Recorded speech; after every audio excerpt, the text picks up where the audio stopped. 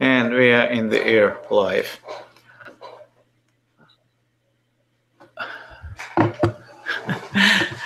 Welcome everybody to our Hangout, and my apologies for having it on Monday instead of usual Thursdays. It's just I won't be available on Thursday, and thank you for coming on such a short notice. I wanted to dedicate today's Hangout to our Module 3, and the topic of Module 3 is Weighted Average Cost of Capital, WACC. And the structure that I'm proposing is that we will first have the questions and answers session. So I will respond to your questions. And then I want to talk about the Excel file for Module 3 and how you calculate weighted average cost of capital, very, very similar to what your homework for Module 3 is. And then we'll talk a little bit about Major Project 1, and there it also will be about parts of the project that is related to calculating WACC. And also we will talk about how you find electricity break-even and how you I'll show you an easy way or relatively easy way to create scenario summaries. And that's my plan for today. And again, feel free at any moment to interrupt me with questions if you have any, and I will try to respond right away. So any questions before we talk about WACC? None so far. No? No. Okay. Right. So let us then go to... I believe Yvette had a question. Say it again? I think Yvette had a question. I have a simple question. Yes. I'm trying to, on the scenario on the worksheet, do we transpose from the first page or do we recalculate just the numbers for the electricity? For break-even on... for break-even, you will see that you cannot recalculate. You will, because for break-even, it will be a different approach. We'll talk about it later, but for break-even, it will be a different approach. You'll see it. Okay. Yes.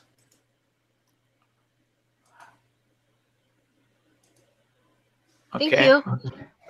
Other questions?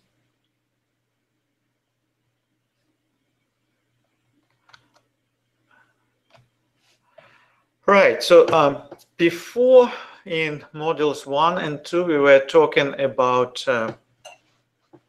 how you estimate cash flows. And now, hopefully, we know how to estimate future cash flows. And now the next step would be, in order to calculate the value of the project or to calculate the value of the company, you need to know how to discount these cash flows into the present from the future. And in order to do this discounting, you need to know what the weighted average cost of capital is, because to discount free cash flows, we are using WACC to discount them. And therefore, today I want to talk about how you calculate WACC. And let us start from the example that we have in the template. Because in order to calculate WACC, what you need to know separately, you need to know the relative weights of debt and equity in your total market value of your company, of all assets of the company. This is what in project 1 I call total assets, and here we call it the enterprise value. So it's the market value of equity which is market capitalization, in other words, plus the value of debt. And if possible, we would like to know the market value of debt, but most of the time we will have to use the book value of debt. And because the difference between market and book value of debt is not that big, it is okay to use the book value of debt. But the difference between market and book value of equity is really big, and therefore we have to calculate the market value of equity. And the template provided us with the balance sheet for the company of interest, and also it mentioned that we have short-term debt, notes payable, and this short-term debt is $10 million, and long-term debt, here it provided us with the market value of debt. Again, when you will be working with your real companies, you won't be that lucky, and most of the time probably you'll have to use the book value of debt because it's much harder to find the market value of debt of a real company. And also we know that the market value of equity for this company is $1.4 billion. Notice how big the difference is between the book value of equity and the market value of equity. And this is what I was talking about, that we need to use the market value of equity. Also, we are provided information about US Treasury bond yield, which we will need to calculate risk premium. And in this case, actually, we also know the market risk premium, which is 4.5%. Later, I will talk about where you can find this information on internet. And the current share price is $70, but again, we already given the market value. We already calculated that it is $1.4 billion.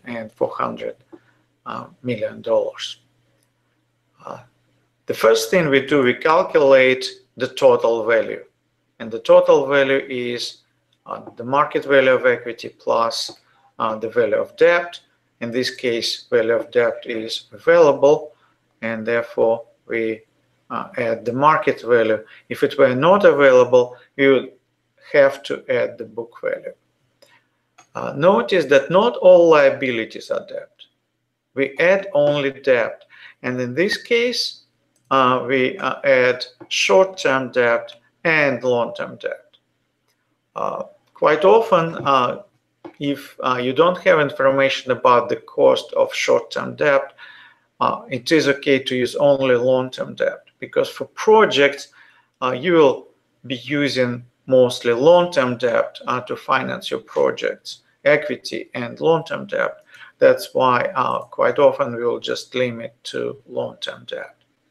If we add equity and debt together, that will give us the total value. Again, in project one, this is what is called the total value of assets. Now we need to find the weights. To find the weights, we divide the value of short-term debt by the total, and the same we do for long-term debt and for equity. So now we know the relative weights.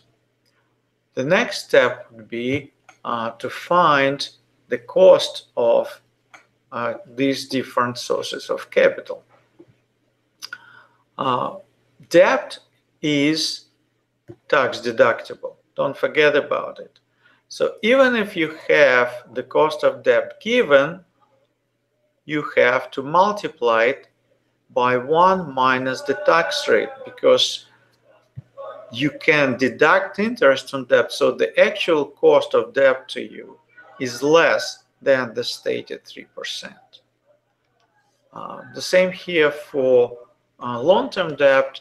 You multiply the cost of debt, long-term debt, by 1 minus the tax rate. that will give you the after-tax cost of debt. And finally, to find the cost of equity, you can use different approaches. We'll talk about it in a minute. But in this particular case, we are using a capital asset priced model formula when the cost of equity equals risk-free rate plus the beta of the company times the market risk premium. And market risk premium here was already given, and therefore the cost of equity will be 2% of risk-free rate plus beta of 1.2 times the market risk premium of 4.5%. Remember that market risk premium is the difference between market return and risk-free rate. It is not the market return, it is the difference. How much extra, that's what the word premium means, how much extra return you want for having the risk in comparison to risk-free rate. And this is what the market risk premium tells us. In this case, the cost of equity is 7.4%.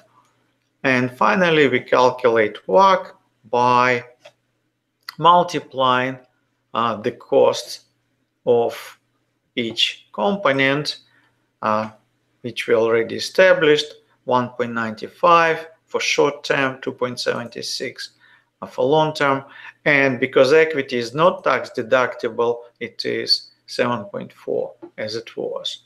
And we multiply them by relative weights of these components in the total value of enterprise.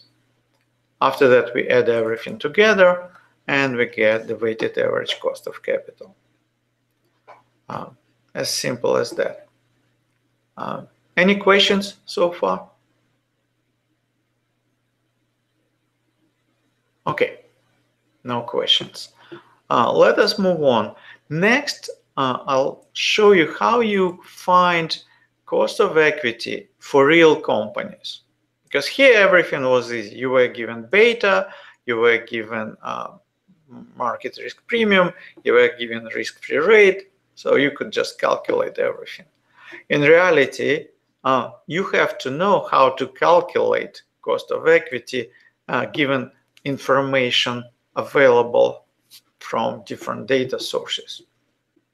And we'll use two different ways to calculate the cost of equity. The second one will be very, very similar to what I just demonstrated to you, but the first one is a little bit more challenging, and this is how you calculate the cost of equity based on dividend growth model. According to dividend growth model, the price of stock equals to the next year dividend divided by the cost of equity minus the dividend growth rate. And you can rearrange this formula, and that will give you the cost of equity will be equal to dividend from next year divided by current price plus the growth rate. We know the current price for our company of interest because we can look at it on internet. For example, we can use Yahoo Finance.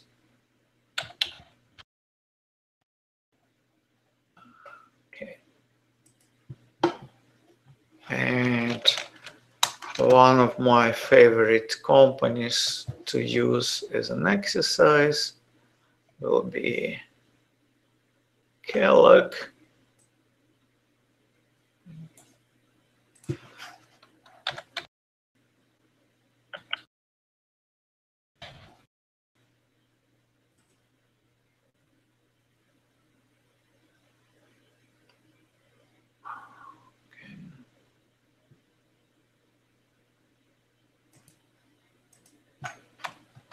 Oh, here it is.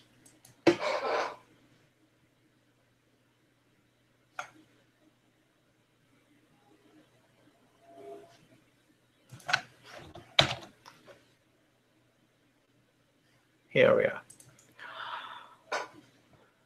So first of all, on this starting page, we already see information about the market value of equity, market cap, 23.926 billion. We'll use this information later. And also, we have information about beta for Kellogg, 0.22. And this is levered beta. Quite often people ask, is beta given on this side, is it levered or unlevered? This is levered beta. Now, we need to find historical dividends.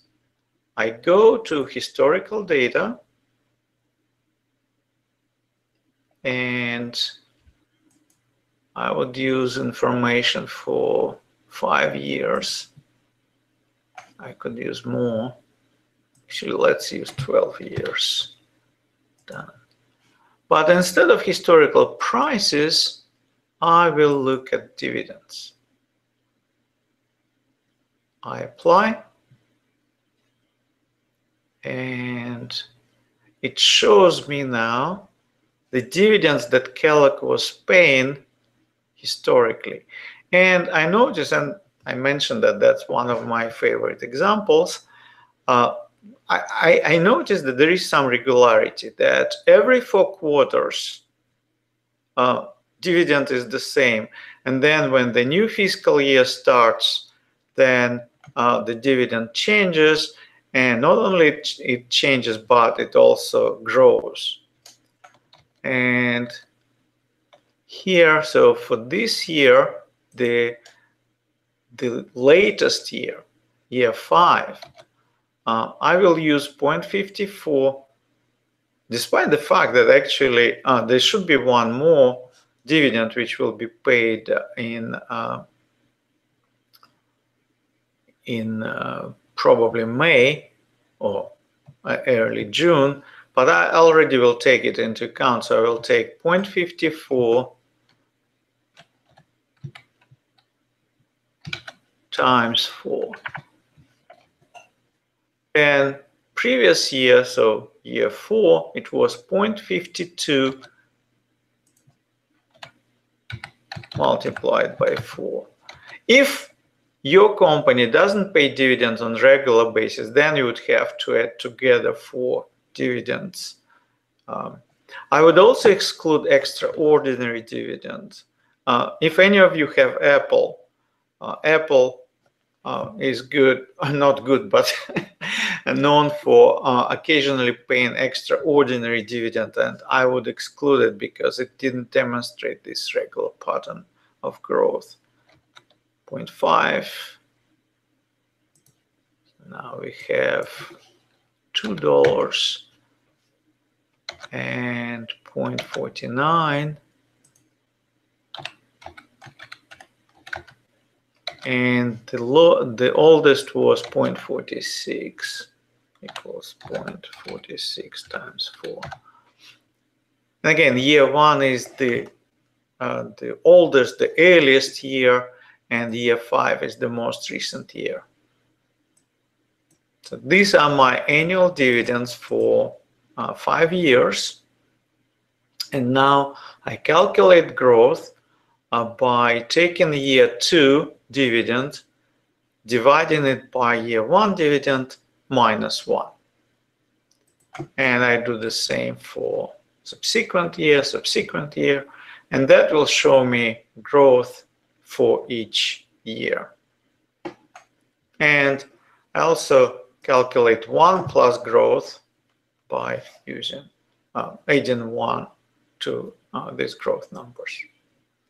After that, I can either calculate arithmetic average, and the arithmetic average is calculated by just, for example, using statistical function average, and the arithmetic average is 4.1, or I can calculate geometric average to take into account compounding, and that's why I was using this 1 plus formula.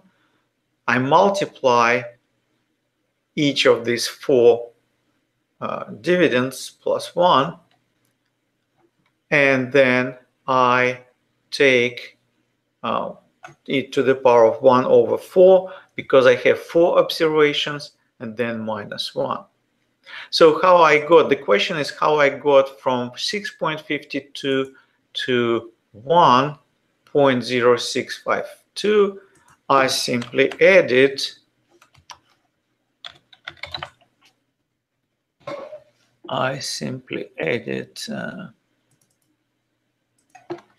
to this growth, I added 1, or in other words, I took year 2, divided it by year 1, but I did not subtract 1. Unlike here, where I subtracted 1, here I did not subtract 1. But you could get the same number by taking growth plus 1. You see, it is exactly the same number. Right. Once I have these averages, now it's up to me to decide which one to use as an estimate, or I can take actually something in between and take the average of these two.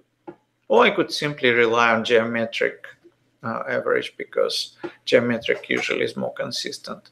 In this case, I took the average between the two. That will be my growth estimate. Once I have my growth estimate, I can estimate my expected dividend for the next year, because expected dividend for the next year will be my latest dividend, annual dividend, 2.16, times 1 plus annual growth, which we estimated to be 4.096%. So once I multiply this, I get my expected dividend next year. Now let us have a look at the formula. I know my expected dividend next year. I know the current price, which I forgot to correct based on Kellogg's data. So let's go to the summary. Oh, it's here, 69.2. 69.2. That's the current price. And I know my estimated growth. We just calculated it.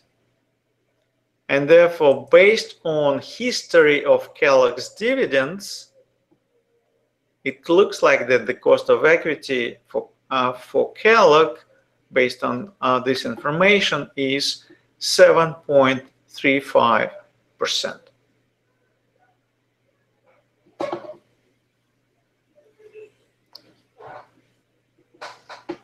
So one more time, once we established my growth for each year, I take the average,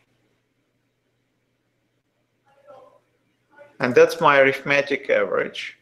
Alternatively, I can take the geometric average by multiplying each of these 4 years of observations. And because I have only 4 years of observations, I take it to the power of 1 over 4. If I had more years of observations, I would take it to the power of 1 over the number of years. By the way, notice I had 5 years of dividends, but I have only 4 years for growth observations. I lose 1 year. And then minus 1. In this case, my numbers came very close, and therefore I simply took the average of these two numbers. If they did not come close, if growth was more volatile from year to year, I would prefer to use my geometric average, and I would simply use 4.09 as the estimate for growth. Once I know the growth estimate, I can calculate my expected dividend next year by looking at my latest dividend from year 5 and multiplied it by 1 plus this estimated growth that I just calculated, 4.096%. And in this case, it will give me that expected dividend for the next year will be $2.25. I know the current price from Google Finance. Therefore, I can estimate my cost of equity using this formula that you see in front of you. Dividend 1 is my expected dividend because 1 relates to the next year. Right now we are at time 0, 1 here indicates, oh, it's 1 year from now. And we estimated it to be 2.25. I divided it by current price, 69.2. And then I add to that my growth estimate of 4.096%. That will give me the expected cost of equity of 7.35%. This is how I calculate cost of equity using a discount growth model. Alternatively, I can use CAPM, capital asset pricing model, very similar to what I did before, but let us get real this time, not use hypothetical example, but let us look at real numbers. So here is the link to Treasury website, US Treasury website. And because we are talking about capital budgeting, and for capital budgeting, we are talking about long-term investment, I will look at long-term securities, namely the T-bonds. So let's give it a time to download. Then I look for market risk premium. I look at the Modern website, and fortunately, oh, this one already here. So instead of daily treasury rates, I would look at treasury long-term rates, and I click go.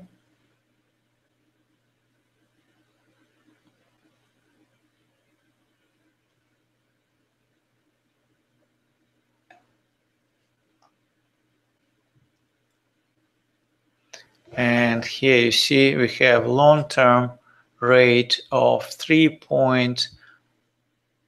was 3.02% a few days ago. Right now, today, it is 3.09% if I use a long-term composite rate. Again, you can use different approaches. You can use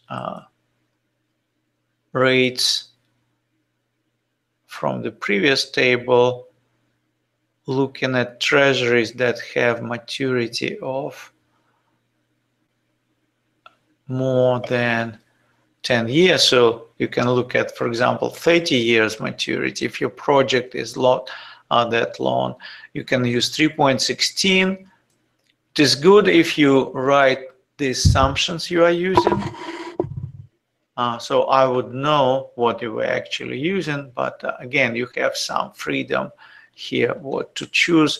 And of course, depending on the day when you were looking at the numbers, the most recent numbers will be changing slightly.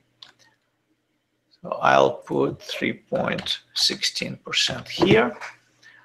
From the Modern's website, I go and I will use implied premium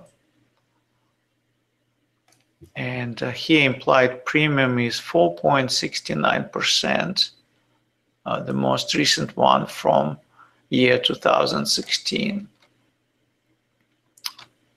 So 4.69%. And the beta for Kellogg, maybe you remember, it was 0.22, which is pretty unusually low, but what can we do if this is what the website shows us? Probably for your companies, your betas will be much higher, but this is what we have, 0.22. It means that when the market changes, let's say by about 1%, Kellogg's return will change only by 0.22%. And if I calculate cost of equity using CAPM, my cost of equity comes up as 4.41%, which is small and significantly smaller than the dividend growth-based cost of equity. I'm sorry, Professor. And now I have a choice which one to use. As a conservative person, in this case, I will choose the highest. Yes, Professor. You can choose the average if you want. Or maybe you have some other reasonings. Again, explain your reasoning, but this is the cost of equity, how you choose it. Any questions so far? Yes, Professor. Professor. Okay,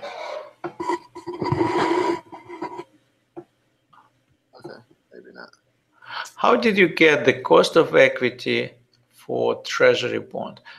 Well, it's not cost of equity, it's the return. It's the rate of return for treasury, risk-free rate. I went to US Treasury website, and there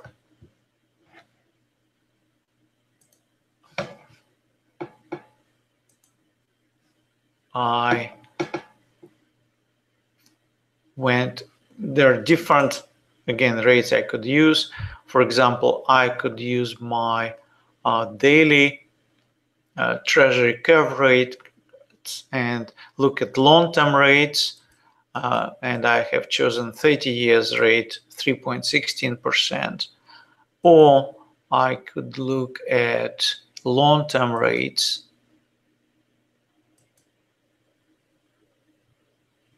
and then it would be slightly different number.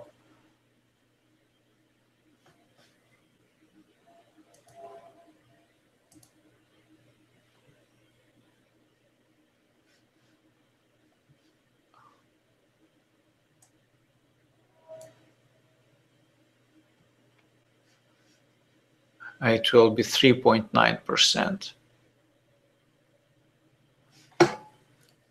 This is where I would, this is how I would get these numbers for rates. Other questions?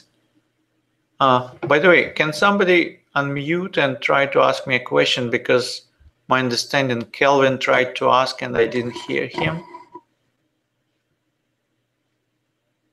Yvette, can you unmute yourself and ask me? I was wondering which column you used on the MRP website. On MRP website, I went to the Modern, and on this website, here is the very last column that says implied premium. Yes. For free cash flow. Yes. And when I followed the link right now, that column doesn't pop up. Is there something? A step that I'm missing? Let's check. Maybe it's a different link here, because in different places there are different links. It's the Modern, because he has two different Right. Okay. You're right. It's a different link. Yes. So here, the market risk premia are not given. Good point. And so these are here. What you can do instead, although again, it's actually I would prefer you to use what I showed before, implied premium. But here, what you could do then, you would look at the difference between S&P 500 return and so difference between this column, 21.64%, and T-bond rate, 2.8%, and the rate will be much higher. So the difference between implied equity risk premium and this historical risk premium is that implied equity risk premium looks at what premium is implied based on dividend growth model, while this historical just looks at what returns were and calculates the difference. Okay. I'll probably end up using that one because I'm not sure how to get to the other link, because when I click on that link in the Excel, the other link in discussions, when we have this major project 1 discussion topics, people were asking, and there are frequently asked questions. Okay. And there I provided the link, and probably that's how I got it. And okay, I'll check through that. Yeah. Okay. Right. Okay. But again, both are legitimate. Just tell me what source you were using. Again, okay. I just want to know that you knew how to find them and did step by step. Okay. Other questions? Okay. Let us move on. We have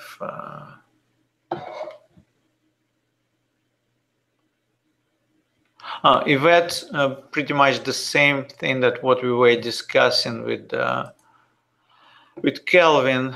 She found equity risk premium by subtracting risk-free rate.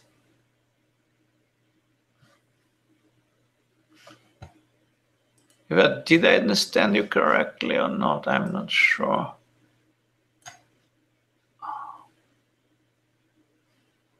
Here we have the actual return on this in this table. This is actual return. This is not the premium. This is the actual return. And because it's every year, you see how volatile it is. In this case, it would be better to kind of smooth them. And then you take this return, so 21.64%, and then you subtract the 10-year bond. That will give you the premium. In a different table, the premium is already given. And you simply take the number. So this calculation was done for you already. Okay.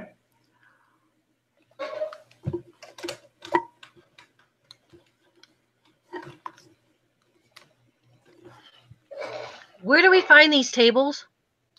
They are on the Modern's website, and the links are provided. So either you just go to the Modern website, the link, there are a lot of links in this course. For example, supplemental data would have this link.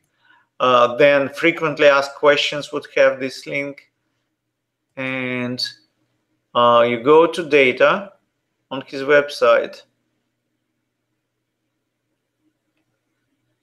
And here we have I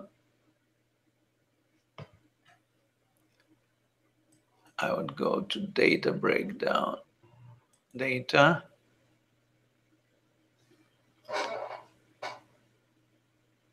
Thank you for showing me this site. I didn't even know how to use it. And then you see you have here implied equity premiums. So this is one link. The one that you said, that's not the one that you go from Excel, but the one that I already had. And this is the one that you get directly from Excel. If in Excel you click on this one, you just say go to link, open hyperlink, it will immediately bring you to the same link. It's the same link here. So this is for Premia. This is if you get from implied. And the other one is this one where you have to look at the difference.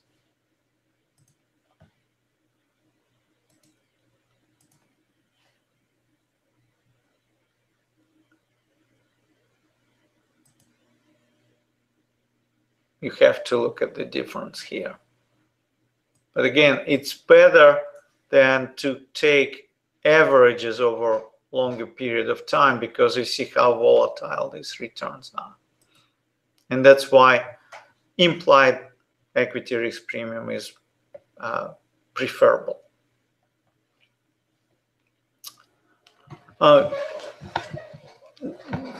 This is what I want you to learn. I want you to learn how to use these tools in practice. After this class is over, if somebody asks you how to find the risk-free rate, you cannot open our course page and find the number there. You have to find what the current numbers are.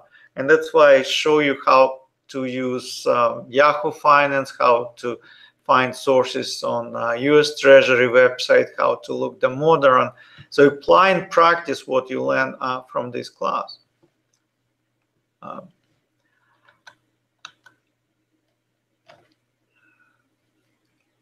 So once we have cost of equity, we still need to find the cost of debt. And for cost of debt, here is another link, another source. And this is website for FINRA, Morningstar. And this website provides information about corporate debt that is issued by different companies. And here you would try to find information about your company, about the debt that your company issued. And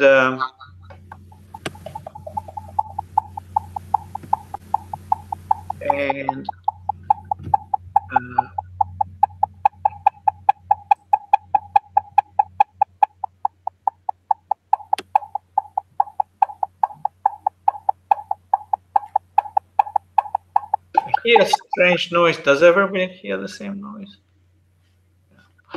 Yes. So probably somebody has a microphone unmuted. Hello? So if I go to company information,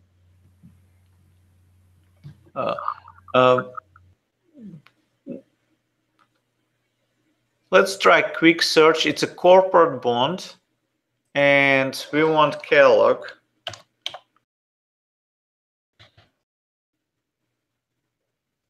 And I click on search.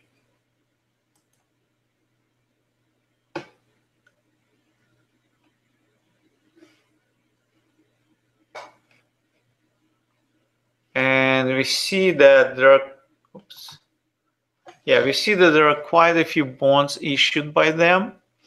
And what I would like the bond that was issued pretty recently. Unfortunately, it doesn't show the issuance date here, it shows the maturity, and then I would look at bond that matures pretty late, so to speak. So for example, here we have a bond that matures in 2046, if I see it correctly. Yes, 2046. Let us have a look at information about this bond.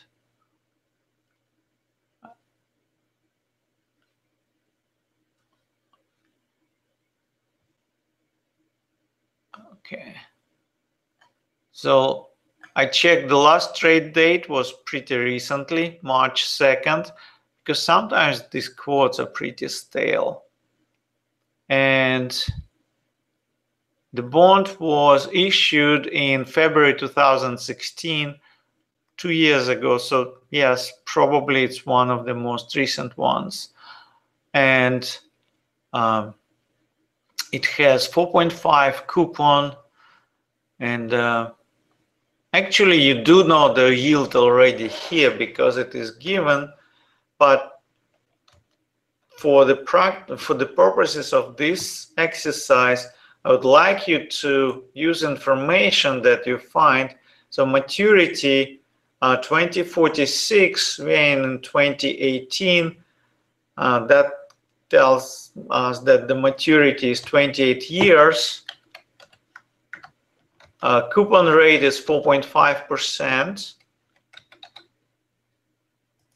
Face value, we use 100 as a face value, and the price is 100.21. 100.21. And that would give us the per period rate using the rate function. You see, I doubled the number of payments because it's semi-annual coupon. And I use the rate function. I hope you're familiar with the rate function from your earlier finance classes. It gives me the rate, but it is rate every 6 months. To find yield to maturity, which is my cost of debt, is double of that. And that gives me the cost of debt of 4.48 and 7 here. As I said, that's already given, but we confirm that, yes, this is the yield, 4.487, using this formula. Now, we know cost of debt, we know cost of equity. Let us combine everything together. This is the cost of equity we found. This is the cost of debt. Now, we need to find the market value of debt and the market value of equity.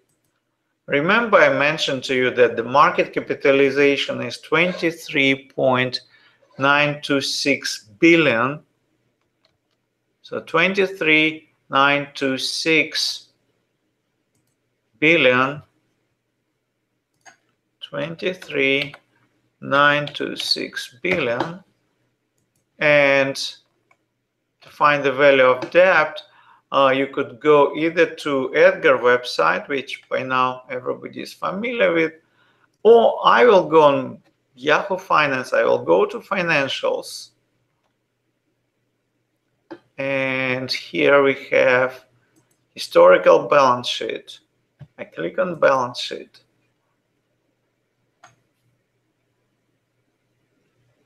And here the numbers are in thousands. This is an American company, so at least I don't have to worry about conversions.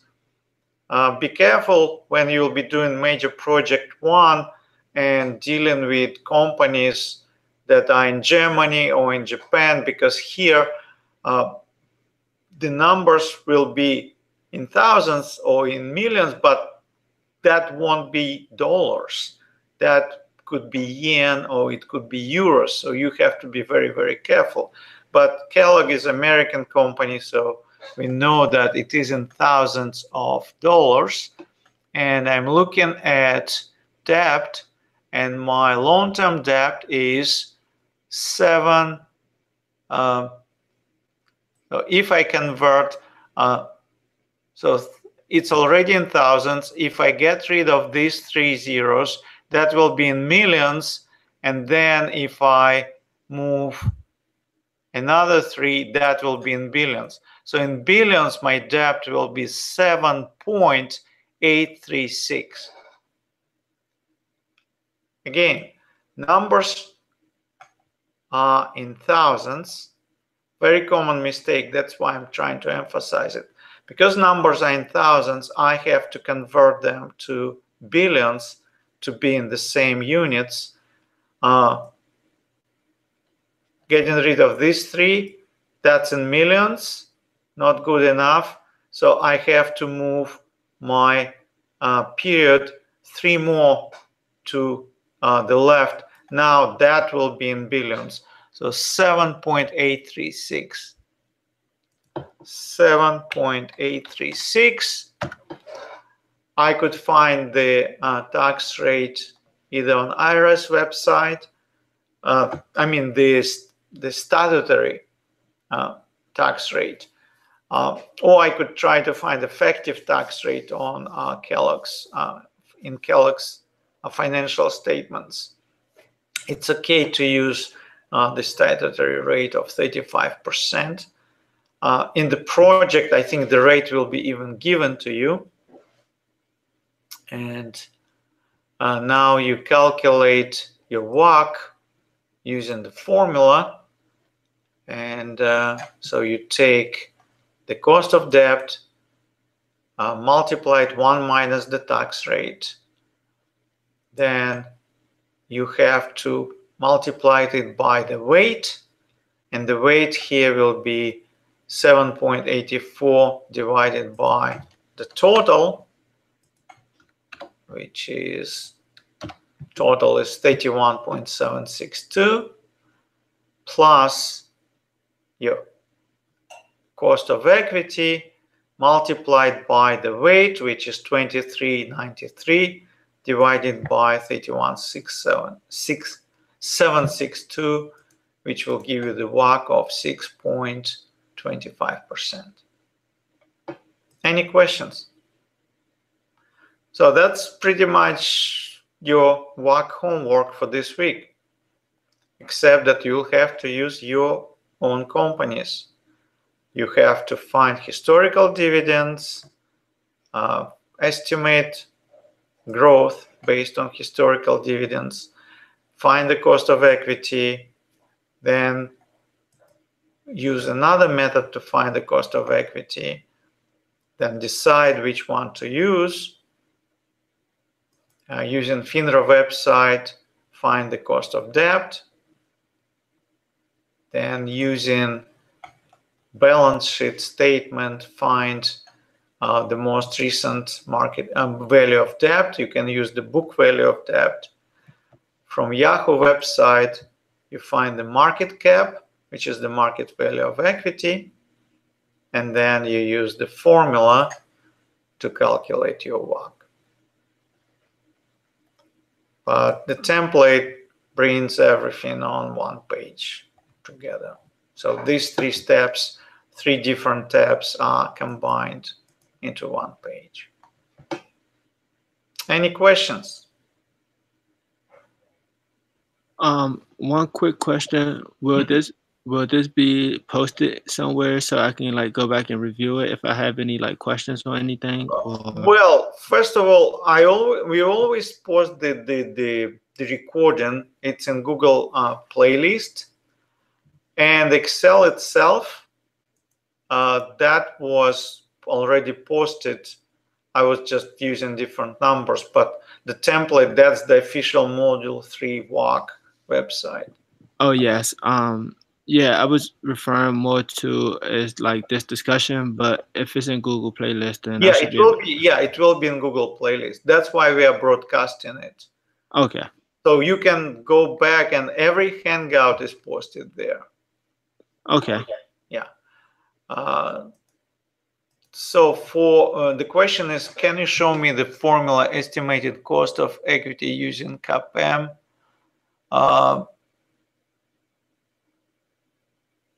But then 73.5%, it is not using CAPM, it is using the dividend growth model.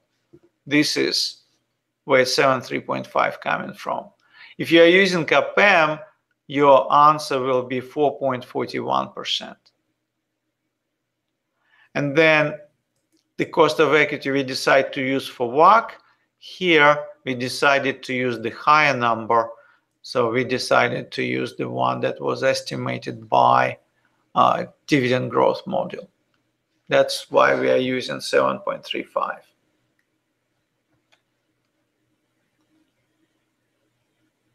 Other questions?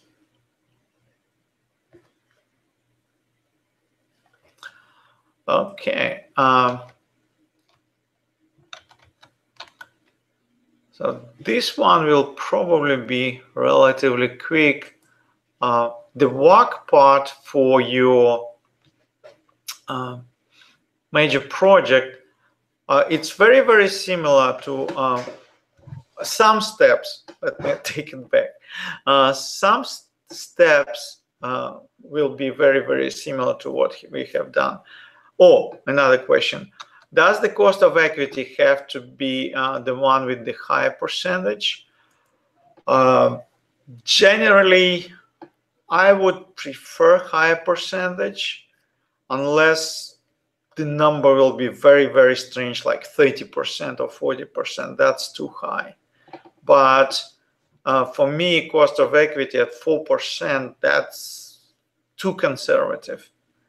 So I would be more comfortable when cost of equity is between like, and again, of course, it depends on the company. We have Kellogg with beta of 0.22. If you have company that has beta of 1.6, obviously the cost of equity will be much higher. And that's why we had such a low cost of equity. That beta is 0.22 here. But yes, because I'm kind of conservative person, I would think that probably using higher cost of equity will be more prudent. Because high cost of equity will have higher WACC, that would mean that your NPV will be smaller. So you are more conservative in deciding which projects to undertake. Of course, if you use WACC that is much higher than your real WACC, then unfortunately you will not undertake some good projects, thinking, oh, it's too risky. So there is a trade-off here. That's why I was saying you use your judgment here and your experience, and maybe look at what the industry-wide cost of equity is and compare it with that.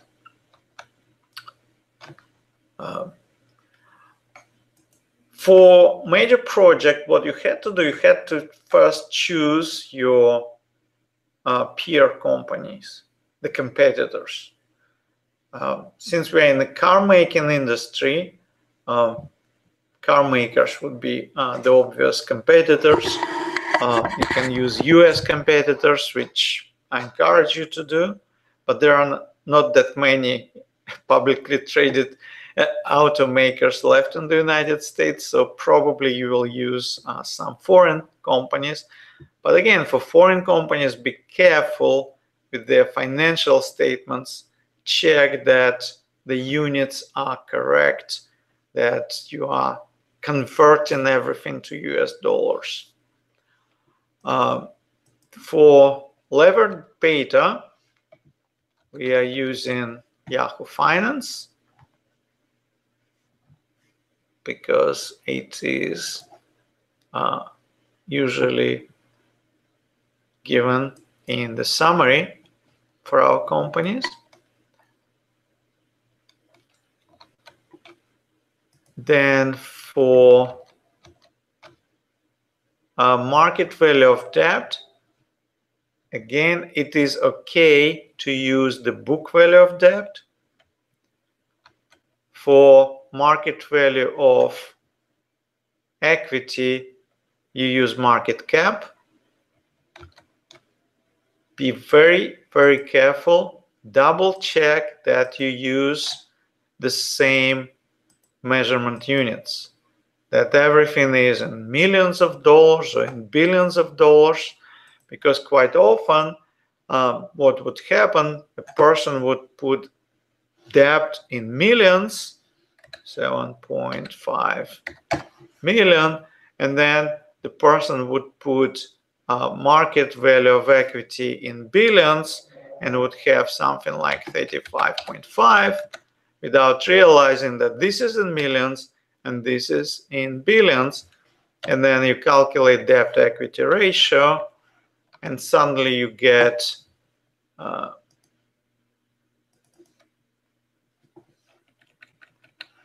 debt equity ratio,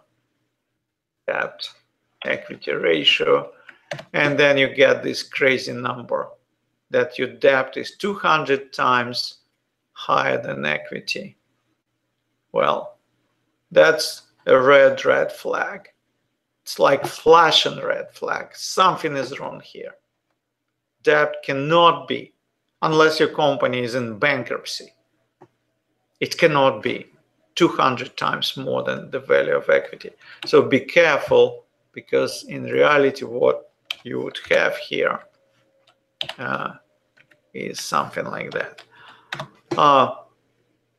People ask, but can value of debt be higher than value of equity? The answer is yes. And I even know that for some US car makers, that's exactly the case right now, but it is not 200 times higher. Equity to total assets, we take equity and divide it by the sum. So that's relative weight of equity.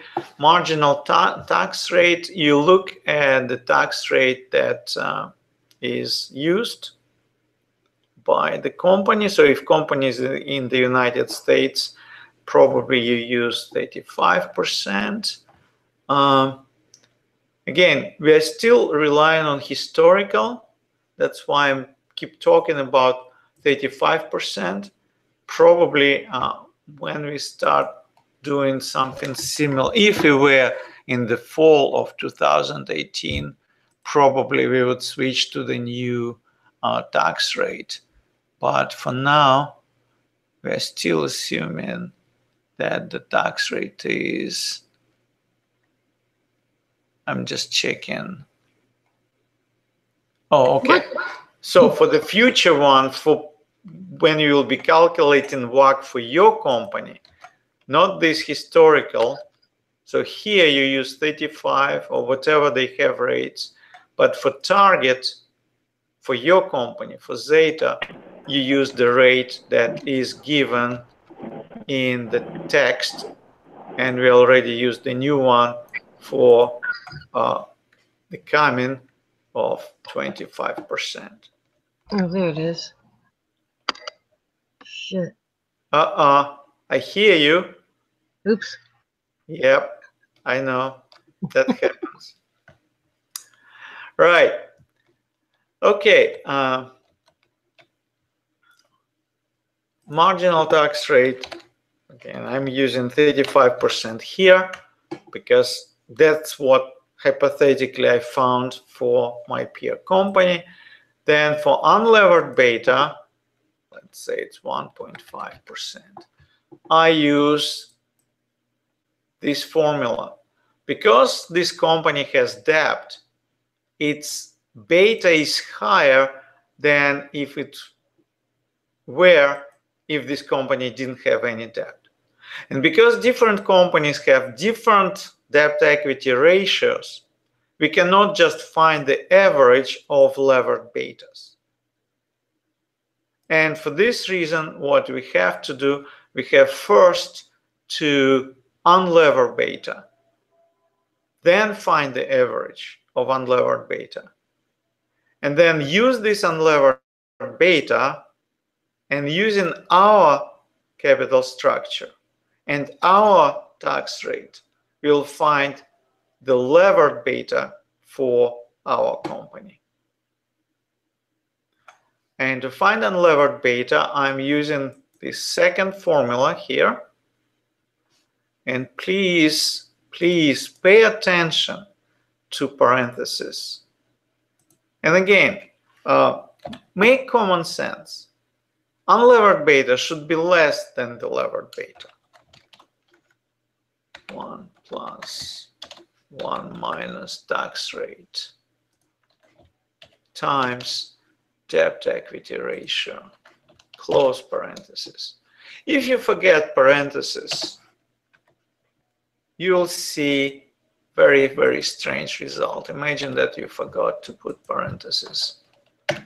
Then your result would look something like that. I mean, something like that, 1.64. If it's higher than your levered beta, you know something is wrong. You know that you did something wrong. So check your parentheses, check your ratios. Your unlevered beta should be less than levered beta. And you calculate using similar procedure, you calculate unlevered beta for all peers. The minimum number of peers should be at least 3, but I would like you to use 5.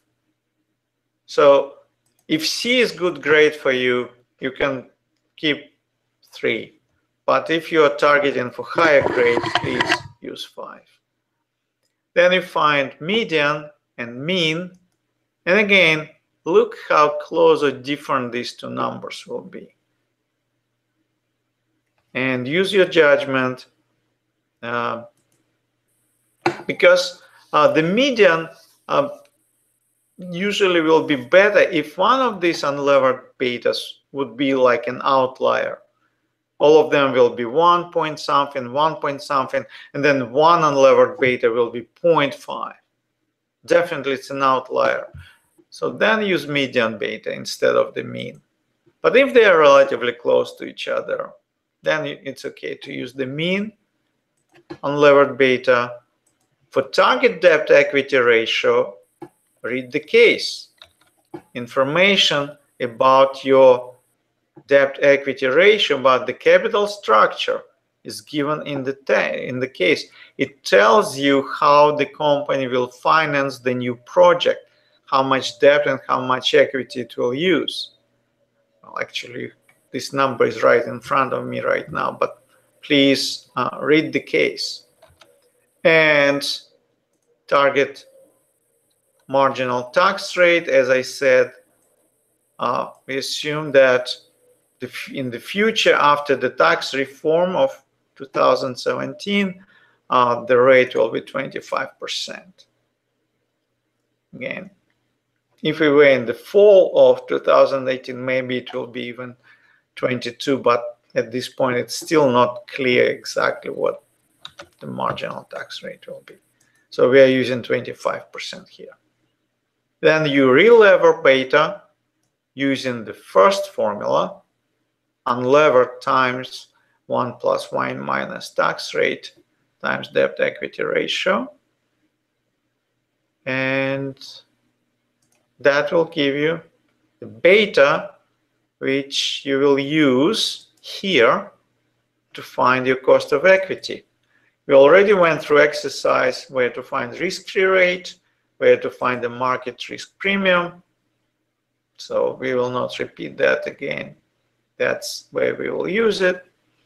And your company's capital structure, again, this information is given in the case.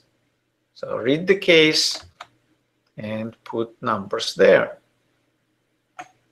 Cost of debt, it's even highlighted, 7%. Tax, you know, the tax rate, the same as here. We find the after-tax cost of debt, and then exactly the same way how we calculated WACC before, using weights and using cost of equity and cost of debt, you'll calculate WACC for our company. And now, if before you were using plug here to find your NPV, now you can use the actual number referring to what you calculated here. You can use it in B99 to estimate what the actual WACC will be. That's all I wanted to tell you about WACC. There are a couple more topics I wanted to cover, but any more questions about WACC? Okay. Armando is asking, the WACC for the comparable companies is due on March 18th, when the entire major project should be completed. Let me check. I think that's not quite what is.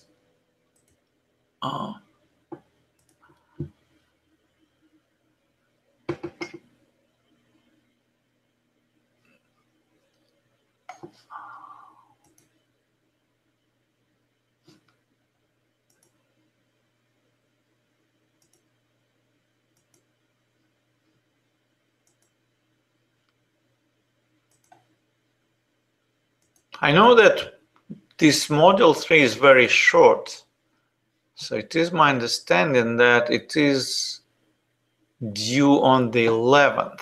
Yes, Yvette already gave correct information. So the WACC homework, not the project, but homework WACC, is due on this Sunday, March 11th. The major project, complete major project, is due on March 18th. That would include the entire spreadsheet and the Word file for the report. Yeah, so the major project should be completed by March 18th. This is the deadline for the entire project. I will be grading your project preliminary check submissions this week. It will take a while because usually what I do, I'm trying to write detailed feedback, but I will not publish grades one by one, submission by submission. I will save them as drafts, and then because I don't want to give somebody advantage of having her or his assignment graded earlier. Once I finish graded, I will post all of them simultaneously. Then you can look at my feedback and make changes. And as a reminder, you have the preliminary check grade will be based only on this budget tab, basic analysis. So that's where your today's or yesterday's submission grade will be based on. But if you submitted WACC, you attempt to do WACC, you attempt to do anything else, I will provide feedback to everything that you submitted. But again, the good news is there will be no penalty for mistakes here. Only basic analysis will be for grading. Feedback will be based on everything. Then I provide my feedback to you. You read the feedback, and you can resubmit everything, including basic analysis. You can redo the basic analysis. If there are no more questions about WACC, the next step I wanted to do is to give an example. And this example will be about break-even and about scenario analysis. Somebody had a question? I hear somebody on. Yes, hello? Yes. Yes. I was speaking on the major project 1 file. Yes. What has the WACC and the electricity break even. Yes. I wanted to know if that entire file is due on March 18th. Correct. The entire project The entire of your project. The entire project. And yeah, not only Excel, but also your report, which is an important part. Don't forget about writing a report. Absolutely. And then what's due on March 11th is the company that we chose, the WACC for the company that we chose. That's correct. What you went over earlier during Yes, exactly. Yes, so okay. This one, very similar template. Yes. That is due on 11th. That's correct. Those are two different WACCs. Very different WACCs, except there are a lot of commonalities, but here it will be based only on your company. Yes. While the other one, you will pretty much use peer companies to find WACC based on peer companies. Yeah, because I was getting a little bit confused because it's WACC, but it has two different due dates. One is the 11th, and the other one is for the 18th for the entire project. Right. Yes, that's correct. Yes, these are two different submissions. Submissions, yes. Very different projects. You're right. Yes. Yes. Thank you, Professor. Yes, you're always welcome. So break-even and scenario summary. To find a break-even, I prepared a simple file. I'll try not to forget to upload it because it is not uploaded. It is just local. It's very similar to the example that we were using for crystal ball before, but actually it doesn't have crystal ball anymore. So we have an investment of 120. Please disregard these distributions. And then we assume that there will be 6 million units that are sold in year one, and the price per unit is $10. And then there will be a growth of 18% if we are using growth estimate, and growth in the number of units sold. And sales will be for 3 years. So to find free cash flow, we simply multiply price by unit by the number of units sold. Again, very simple example just to demonstrate you how the break-even works. Then we calculate NPV and we find the NPV and it is positive, so project is good, we can go ahead. Now, in this case, notice that we use a simplifying assumption that my number of units will be growing every year at kind of constant rate. And what is important that this first year units sold, eventually all years will depend on these first year units. So if I look at dependence, you see that eventually for every year, my units sold will depend on the first year units sold. And therefore, NPV will also depend on that. It is very, very important that formula chain will go through all sales and come to NPV. Now, in order to find the break-even, from financial point of view, break-even means that net present value will be 0. That's what break-even means for us. Not that you have 0 income, your net income equals 0. No. Net present value should be equal to 0. So I want to find what will be the first year number of units that then, if they are growing at constant rate every year, they will give me 0 NPV.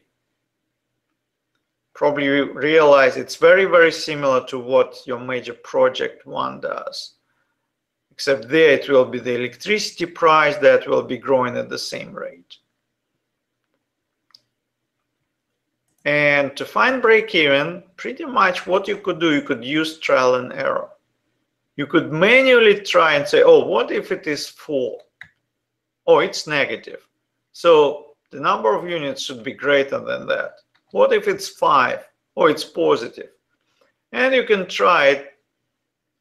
And after a while, you'd find when NPV equals to 0.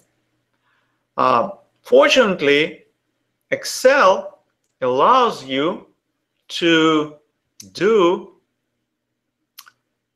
this trial and error very, very quickly. Pretty much it will be doing all the guesswork for you. Notice I don't have a formula, I just have a number. And I do have a formula for NPV, and I just showed you that it depends on this number.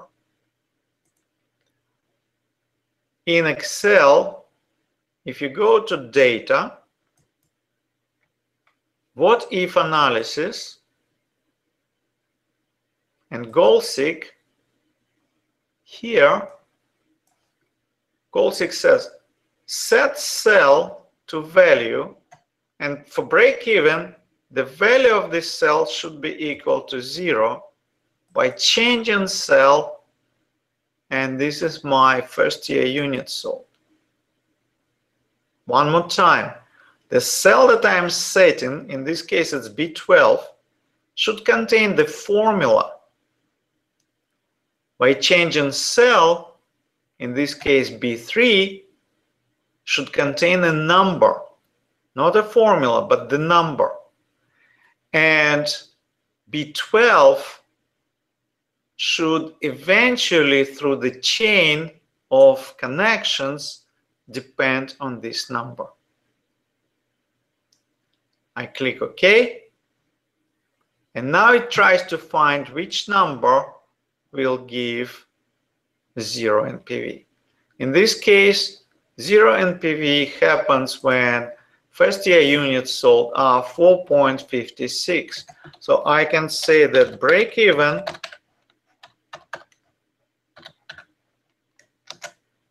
units sold will be equal to, and I will copy the value. So copy, and then I'll just paste the number here, 4.56. And it is still this number with many, many digits after the period, and that's why I need it, because I will be checking your calculations by copying this number there. So if you simply put 4.56, then what I will be doing, I will just copy, paste, and I would write a comment. Oh, dear student, your NPV is not 0. So please keep as many digits as Excel provides. So your NPV will indeed look like 0 here. So this is how we use goal seek to find a break-even number. Once I copied the break-even number, I can restore that to my original 5. But I know break-even, that's my break-even.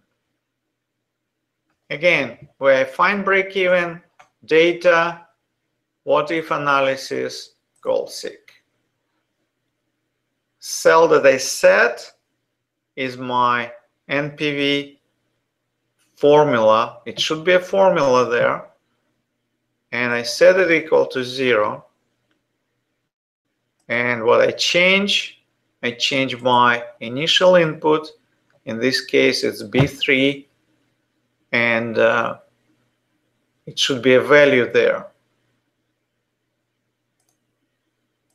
But if I go from that cell, I know that eventually I should arrive to my NPV.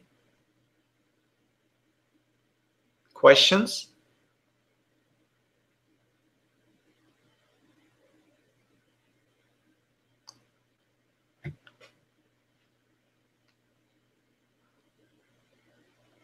are we transposing our numbers to the break-even page?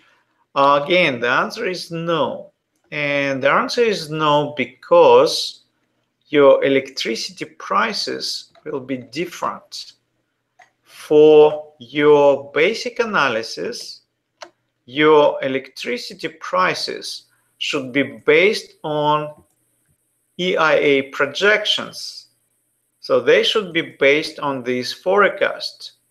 For example, reference case, you are using numbers forecasted, convert them into local prices by using this discount factor, converting them from cents to dollars. But anyway, but you see there is no growth here. For break-even, you cannot use the same approach because you cannot change all these prices. You can change only one price. That's why your approach to find break-even will be very, very similar. You'll be assuming growth, and you'll be assuming what your electricity price will be in year one. Actually, that's what you'll have to find break-even. And then, based on this year one electricity price, each subsequent year, the price will be growing at 5%. And like what I had in this very simple example, in subsequent year, it should depend on your previous year. It should depend on your previous year. And year one, obviously, is your year one price. Only in this case, your break-even will work. But because your electricity prices will be different, that would mean that your earnings before interest and taxes will be different. If you are good with Excel, you can use a very, very complicated formula that will pretty much combine everything that you were doing here to get this EBIT.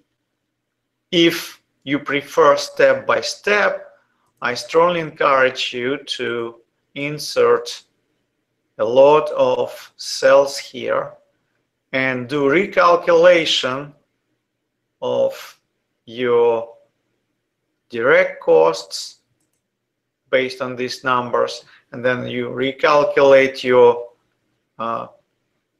EBIT, so you can insert extra rows here if you feel more comfortable. Did it answer your question, Yvette? Sort of. So the electricity price, do we take basically the year one electricity cost that we calculated for the car on the basic analysis? Yes, Yvette, you can start with that. You can start with that price because probably you will feel uncomfortable if there is zero here. But when you'll be doing goal seek, pretty much what you'll be doing, you'll be saying, oh, there will be a formula here. There is nothing here, it's a template, but there will be a formula here. I want this formula to be equal to 0 by changing that cost. If I click, it will give me an error right now, obviously. But once you have formulas, and if you establish correct chain, then it will calculate what cost here in B5 will give you 0 NPV. And therefore, what number you'll put here at the beginning doesn't matter, because once you launch the goal seek, it will change this number for you in order to provide you the answer. So what are we using for electricity price? I'm totally confused on this part. Okay, let me go back to my example. What am I using for first year units sold? Am I using 5? No, not really, because I need to find how many units I need to sell. That's what I need to find. I can use 5 as a starting number, but then I will ask Excel to find what the answer will be. The same is here. This is what you need to find. Yeah, but you're using, okay, and you're saying you've already, for electricity price, year 1, year 2, year 3. I understand you use 50% for year 2, 3, and 4, actually, but 0.5% growth. What are you starting with year 1? This, whatever will be here. Okay. Because then this is not the right number. If I put 0.20 here, that's not the correct answer, right? Because it will give me some NPV here. But times 1 plus growth.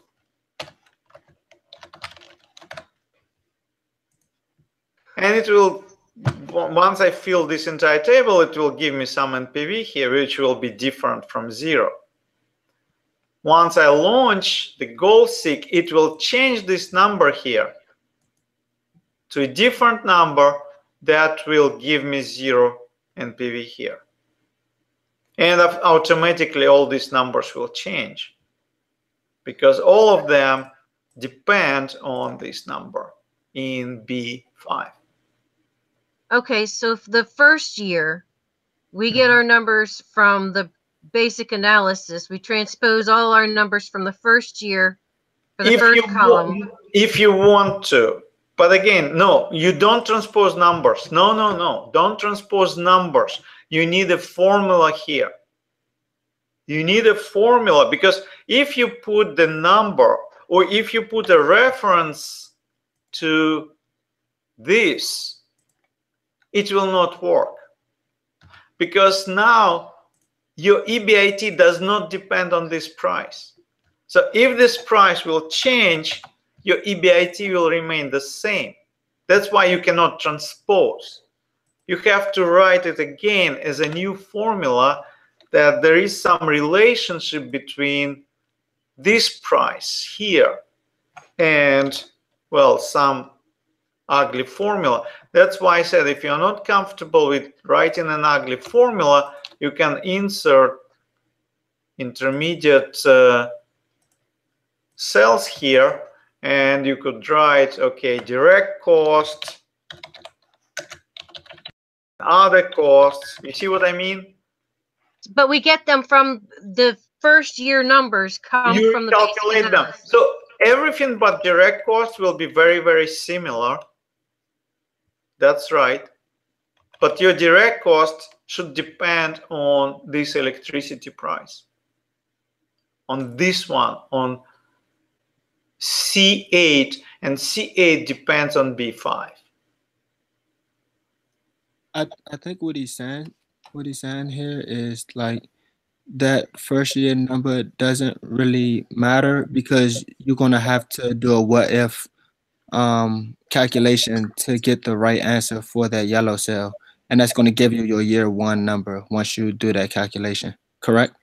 Armando, first of all, yes, that's correct, but there is also the second point of confusion and pretty common mistake, and I'm glad that Yvette asked this question, that occasionally what students would do, they would, okay, set up electricity price here correctly, like 1 plus 0.5%, but then they would, and that's why I don't like this word transpose, for EBIT, they would just refer to EBIT in a different tab. Yeah. This is not the right approach. The right approach is, again, you'll have direct costs here, other costs, revenues, etc., etc. Your EBIT formula should depend on these ones. Okay. Because your direct cost will depend on this electricity price. So again, you need to establish a chain or uninterrupted link. So if you go from electricity in B5, you'll get to C8, and then you get to EBIT, C15. If this is broken, you will not be able to calculate this 0 NPV. Okay. This is what I'm trying to say, that imagine, kind of forget about this. You use the same formulas as you were doing here. I mean, very similar formulas, but you cannot just refer. You have to reestablish very, very similar formulas, but relying on this number. Yes. Okay, good. So this is for electricity break-even. For scenario summary, this is much easier. And you could even create scenarios if you set up, you know, different prices here, and then we'll be just copying these prices one by one into projected price. And let me show you, again, using this simple example. So in this simple example, now, important, forget about break-even case. We are done with break-even. Now it's different. It is very, very similar to what you were doing in your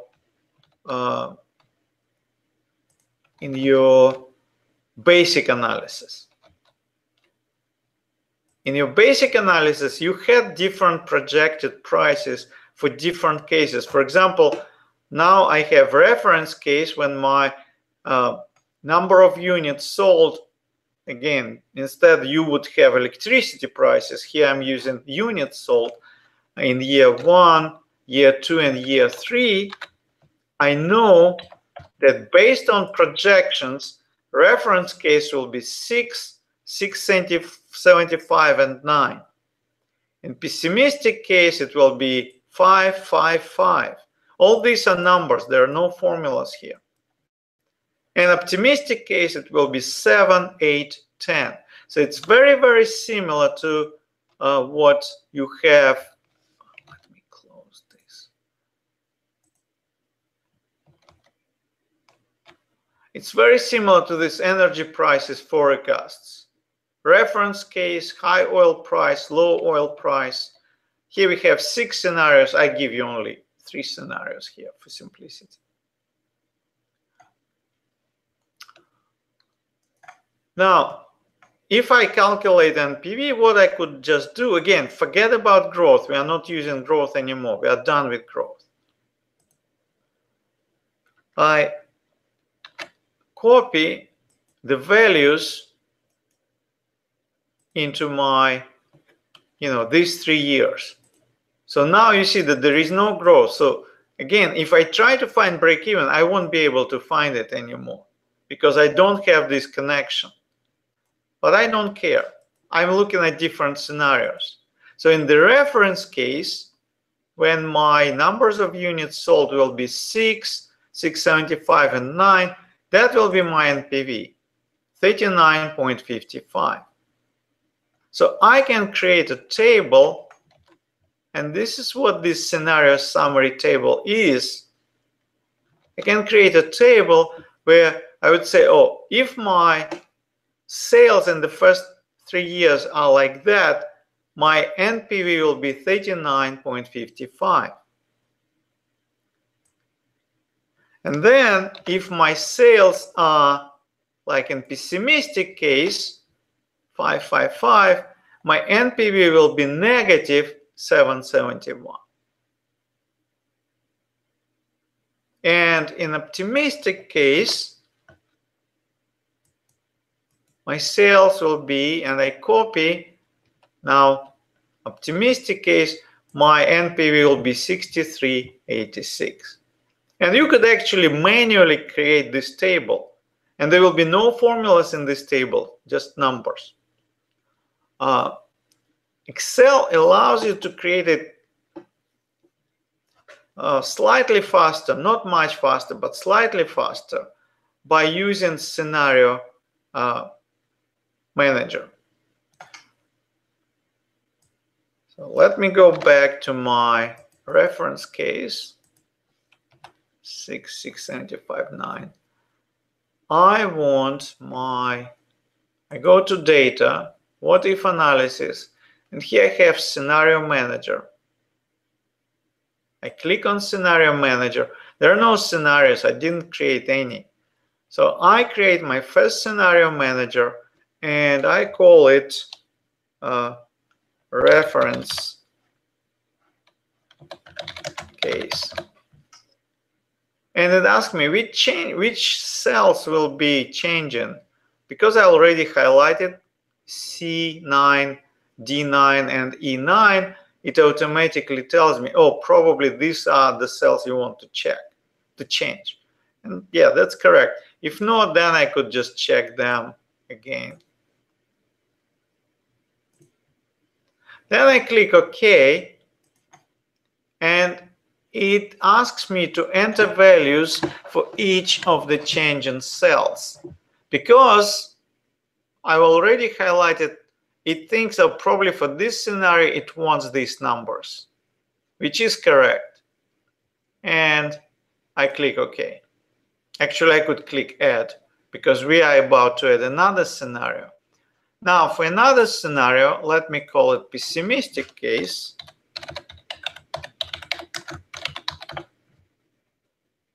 Again, it's the same cells. I click OK, but now it thinks that that would be the values. That's not correct because I need 5, 5, and 5. That's my pessimistic scenario. I click OK, and I click Close. Now, to create scenario faster, what I can do, I can just paste values for the optimistic case, and then I go to Scenario Manager and I add optimistic case. And because I changed the values before doing this, it now thinks, oh, I want 7, 8, and 10 to be values for the optimistic case.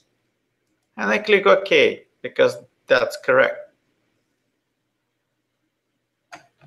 Now, what can I do? First of all, I can restore any case I want. You see, I go back to reference case. It changes numbers in a scenario, and of course, NPV is recalculated. Or I want to go to optimistic. Again, I click on show, and it's recalculated. But what is more interesting, I can create a summary. Instead of creating this table manually, I can create a summary by just clicking on summary. And then the manager will ask me, okay, what is the result cell? It can be more than one cell, by the way. For example, if you are calculating NPV and IRR at the same time, it can be several cells can be highlighted. But in this case, just NPV. I click OK. And notice it created a scenario summary for me, where it says, okay, here is your reference case, pessimistic case, optimistic case. These are the cells we were changing because I named them. Instead of giving the address, it just tells me units 1, units in year 1, units 2, units 3. The results cell, again, because it was the named cell, it tells me NPV instead of giving me the address of that cell. And now I can have a look and compare NPVs for different scenarios. And this is exactly what you are asked to do here. There will be 6 different scenarios. Your electricity prices in 4 years will be changing. And I want you to create these NPVs and IRR. And either you can manually do it by manually changing the electricity prices calculating NPV, and then filling this table manually just by typing. Or you could use scenario summary, which will make it a little bit faster. Then you use these results to analyze what's going on with your project. Because so far, these are just numbers. For your report, you'll have to analyze what these numbers mean for your project. Any questions?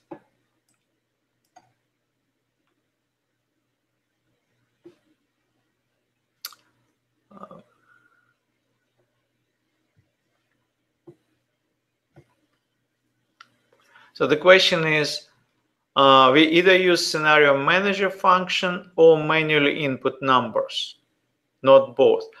There is no point of using both because scenario manager will just help you with time, but it will do exactly what you will be do manually yourself.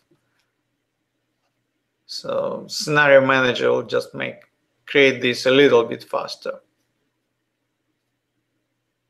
If you do it manually, then there is no point of using scenario manager. Other questions?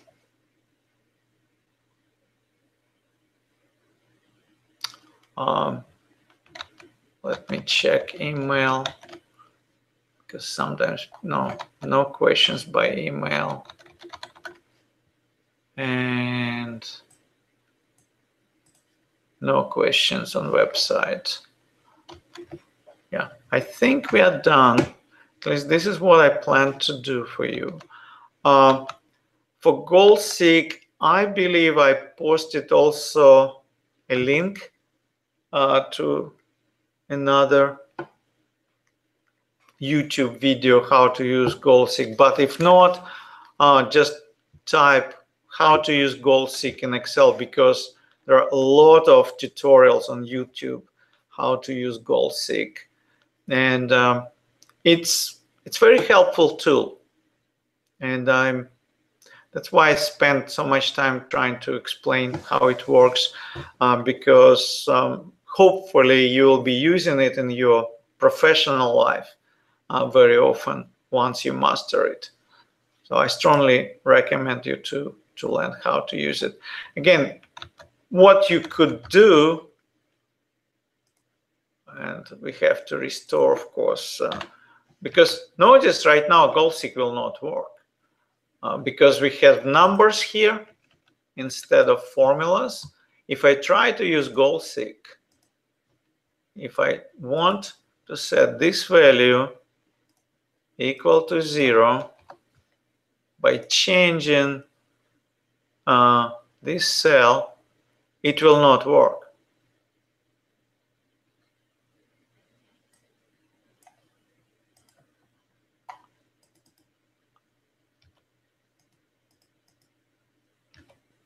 Why?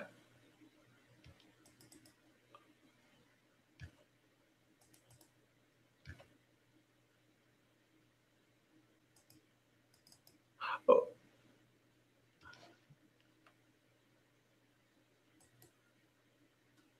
Sorry, the wrong one. It shouldn't be the unit price. It should be, this one did work. By changing the number of units, this one, it will not work because it doesn't depend on this number of units. It tries and tries, and then it says, I could not find it. So I have to restore this functional relationship. And that's why you would have to recreate your spreadsheet.